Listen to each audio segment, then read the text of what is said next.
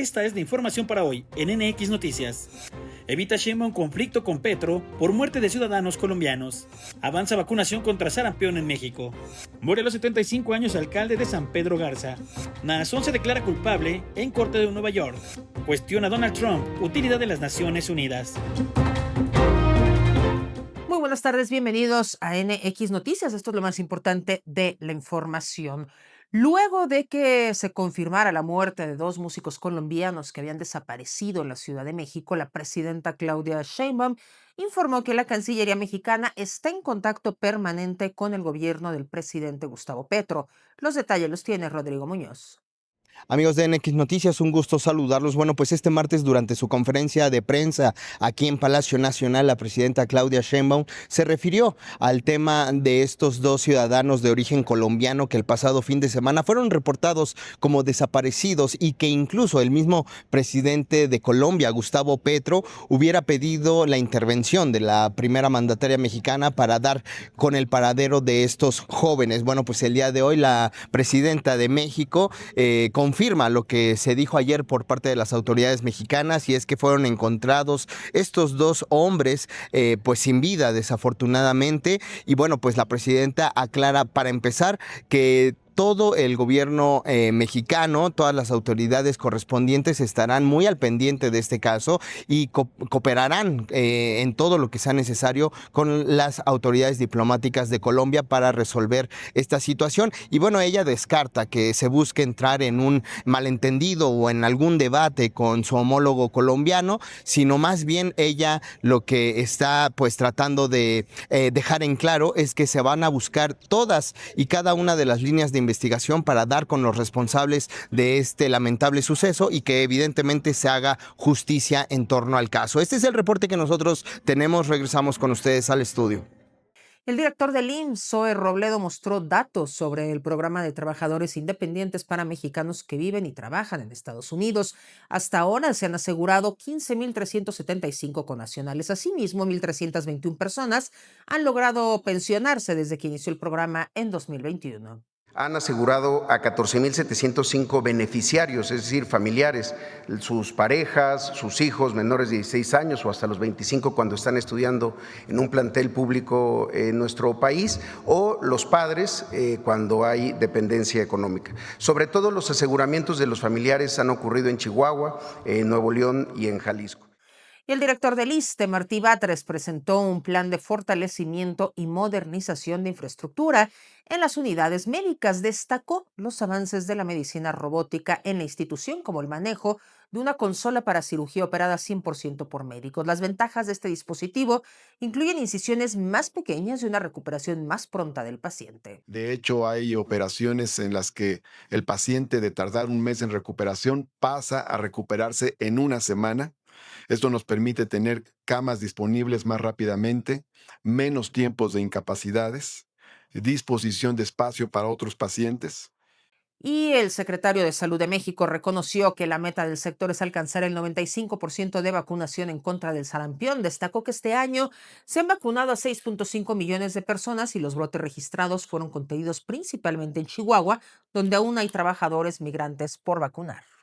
Y se ha avanzado en forma importante, se han vacunado alrededor de 6,5 millones de gentes este año en forma importante, y hemos logrado contener los brotes que ha habido fundamentalmente en el estado de Chihuahua, en donde todavía tenemos trabajadores migrantes que tenemos que vacunar.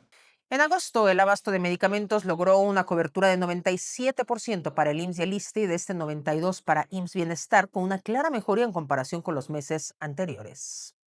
Tenemos proveedores como BioX Integral que no han entregado una sola pieza de lo que les ha pedido, 100% de incumplimiento.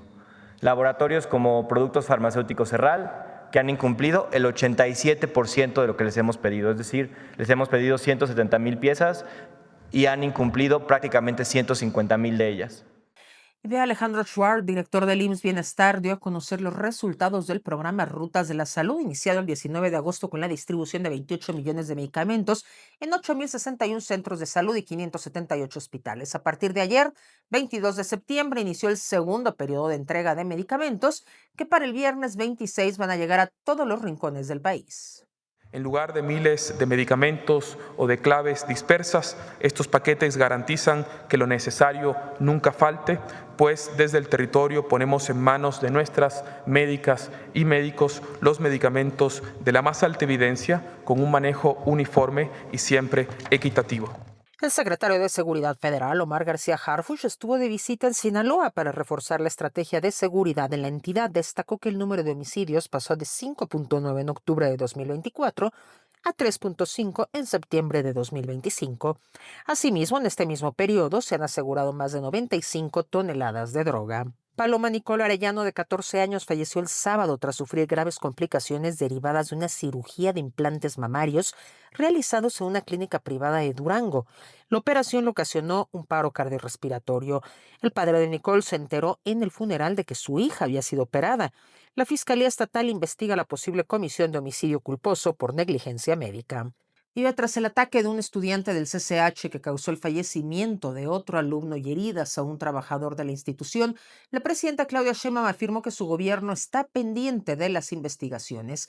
La mandataria solicitó a la Secretaría de Gobernación acercarse a la familia de la víctima y cooperar con la UNAM en lo que sea necesario. También recalcó que hay un programa de trabajo permanente en planteles de educación media superior para fomentar el diálogo y actividades de paz dentro de las escuelas.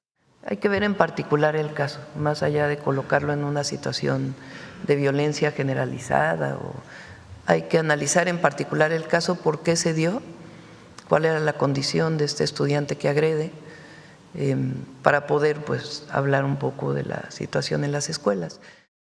Después de solicitar una licencia por 15 días con intención de preparar su retiro permanente, el alcalde de San Pedro Garza García, Mauricio Fernández Garza, murió anoche a los 75 años. La semana pasada anunció su renuncia definitiva tras complicaciones con el cáncer de pulmón que padecía. El panista decidió dejar los tratamientos y retirarse de la función pública. Y elementos federales detuvieron a 2 personas que transportaban cerca de 50 kilos de heroína en un autobús de pasajeros en Sonora. Durante un operativo en la carretera federal Santana-Altar, se detectó en la unidad de la sección oculta 17 paquetes de heroína, 33 paquetes de mezcla de heroína y fentanilo, con un peso de 48 kilos. Los detenidos quedaron a disposición del Ministerio Público. Y este martes ocurrió otro accidente que involucra una pipa en la carretera México-Tuxpan a la altura de Huachinango, Veracruz. La unidad volcó y se prendió en llamas. Equipos de emergencia laboraron varias horas para liberar la vía. Por fortuna, no se reportaron lesionados. Y autoridades sanitarias confirmaron un brote de gripe aviar en Matamoros, Tamaulipas, que ha provocado la muerte de al menos 400 aves. La presencia del virus se confirmó tras analizar el cadáver de una gaviota entregada al Servicio de Sanidad Agroalimentario. En marzo se emitió una alerta por el hallazgo de aves migratorias muertas en una isla a 15 minutos de Playa Bagdad. El brote amenaza más de 200 millones de aves migratorias que viajan hacia el sur.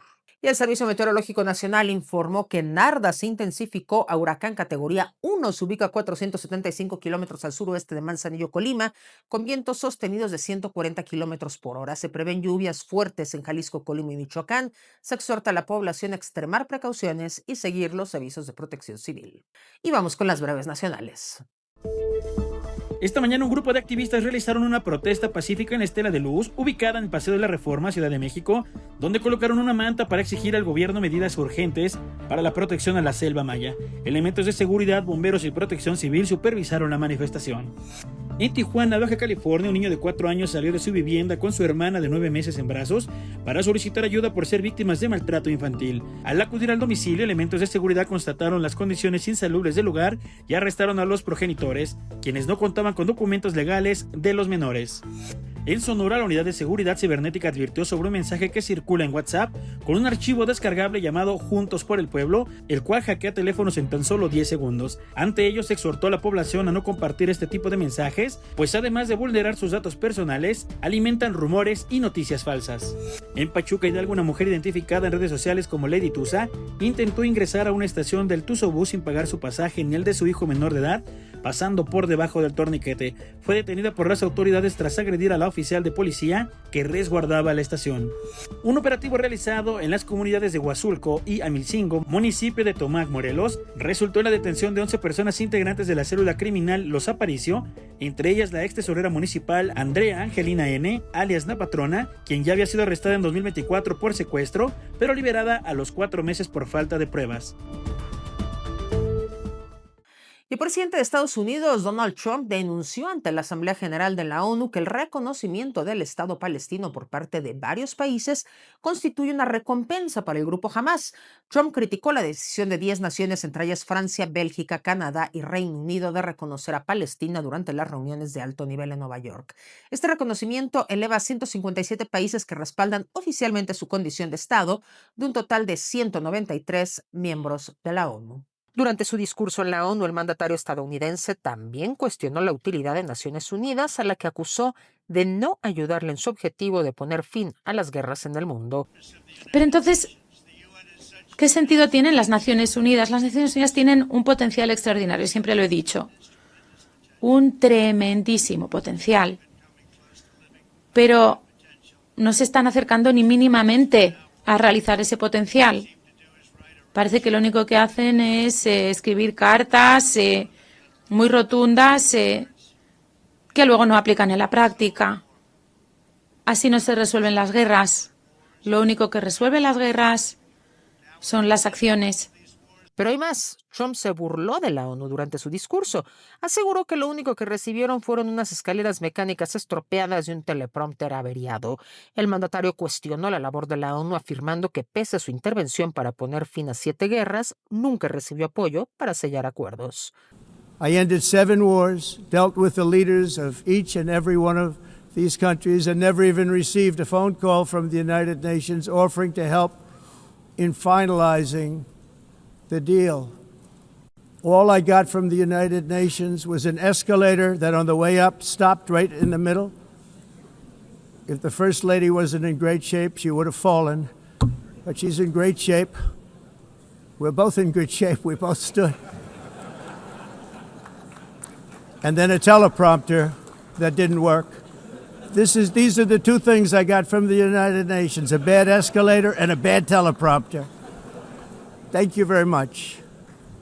El presidente de Brasil, Luis Ignacio Lula da Silva, instó a la Asamblea General de la ONU a refundar la Organización Mundial del Comercio.